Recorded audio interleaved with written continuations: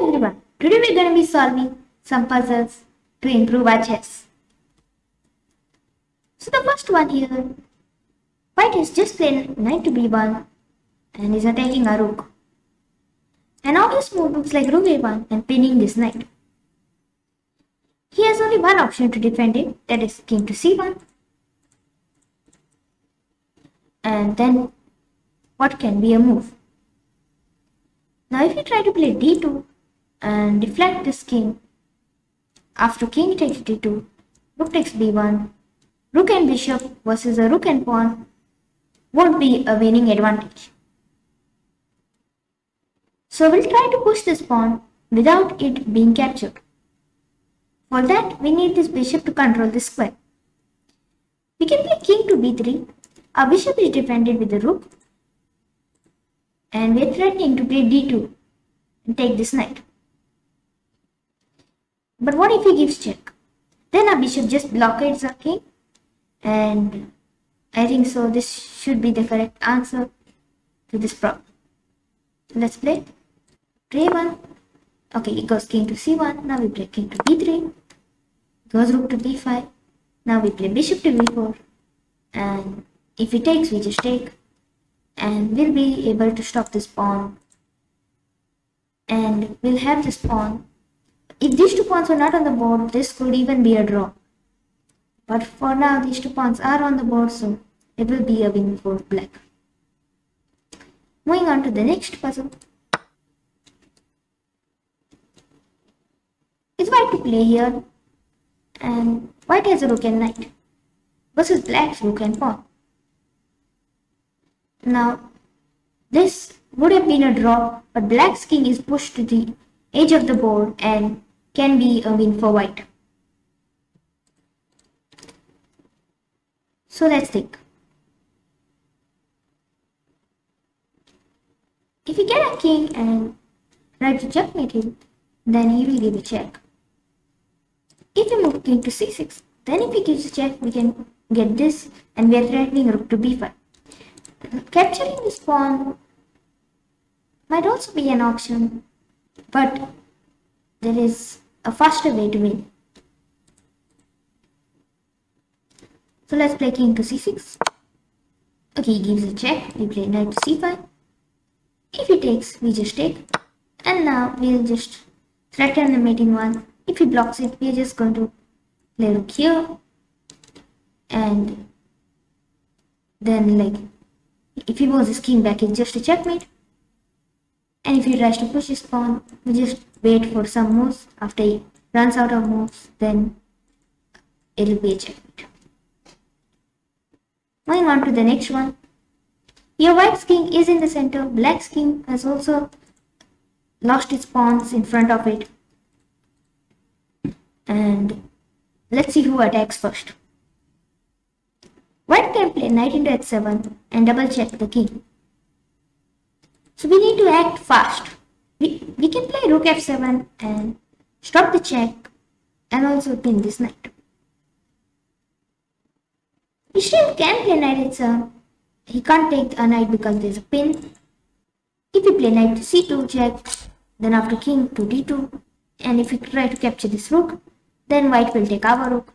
And if we try to play rook f7, after he plays king d2, then he'll just take the knight. So let's think for a while. Here there is some checks in the position and we need to calculate them also. Queen b4 is a check, but let's calculate more. Now after queen b4 check, maybe knight to d2 can come and protect everything. And if we try to play rook e7 check, then there's just knight 6 to e4 or knight f to e4, and there will be a discovered check on us. And if we play rook to f7, then knight h7 check is still possible, and white can try to give a lot of checks. So maybe the correct answer is rook to h4. If his queen takes, we play knight to f3 check, poke the king and the queen, and we are attacking this queen. So if he tries to move his knight and gives a discard check, we just take the queen. And if he moves his queen, suppose anywhere else, then maybe we can just take this knight and his king will just get checkmated in few moves. So let's play rook h4. And it is correct, because white doesn't even have an option to choose from. Like if he plays queen to c1, this just takes. If he goes here, they can play queen to h1, that's a checkmate. And if he moves here, there's just queen to e2 checkmate, and we will win the game. So let's move on to the next puzzle. His king is very open. His king has walked a long way. Play something like queen e3, then maybe there is just c5 and he'll run back.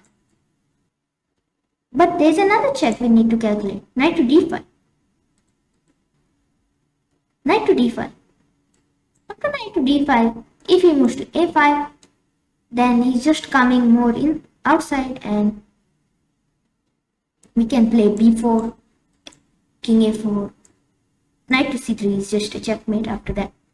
So he'll play after knight d5, he'll play king to c6, then we can play queen to c4. He needs to move back, then we take this pawn, and after he moves back, we just take this bishop. So let's play knight to d5. Okay, he goes to c6, queen to c4, king d7, queen takes c7. We take the bishop, and if he moves his king outside, then we can play queen takes b7, and now we are going to take this rook, and we are going to have an advantage. So let's move on to the last puzzle of today. This file is very weak of black's, but white's king is also very weak. His pawn is far advanced. Black's pieces are just coming in the game to attack the king. But white's pieces are also attacking on black's king, and there are many possibilities of tactics. So right now black is attacking our queen. Either we need to move our queen or we need to play a forcing move. Bishop into f7 is a forcing move. After rook into f7, another check is queen h8, which looks very silly, but after king into h8, we can play knight into f7, forking the king and the queen. If he moves to h7, we just take the queen with a check. And if he goes to g8, then also we can take the queen, and we'll be having an exchange up. So let's play bishop takes f7. Okay, queen h8 takes. Now we just take the queen. And now we are exchange up. Knights, two knights for two knights, one rook for one rook, and this rook for this bishop. Thanks for watching. I hope you enjoyed this video.